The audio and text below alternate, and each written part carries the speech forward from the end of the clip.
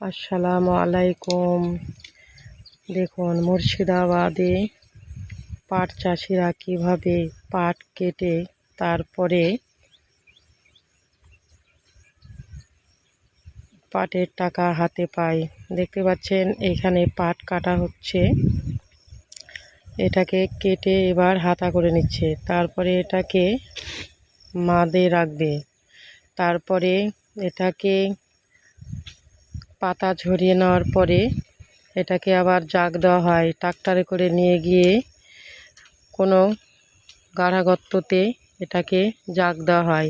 তারপরে দিন 15 বাদে এটাকে লেবার দিয়ে আবার ধুয়ে নেওয়া হয়। প্রচুর পরিশ্রম করতে হয়, অনেক টাকা খরচা হয়, তারপরেও চাষিরা ন্যায্য ফসলের দাম পায় না কেন? সব কিছুর তো দাম বাড়ছে, ডিজেল পেট্রোল, বাসে গাড়ির ভাড়া বাড়ছে, কিন্তু চাষিদেরকে কেন ন্যায্য ফসল বিক্রি করে টাকা পায় না? তারা কি করবে, কি করে তাদের সংসার চলবে?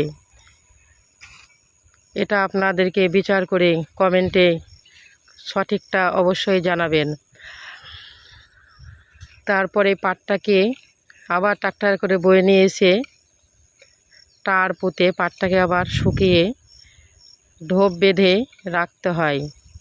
যাদের সংসারে অভাব তাড়না থাকে তারা বিক্রি করে দেয় খুব অল্প দামে। দেখুন এক চাচাজি পাটের পাতা কাটছেন, হয়তো গরু আছে সেই কারণে পাতাগুলো কেটে নিচ্ছে।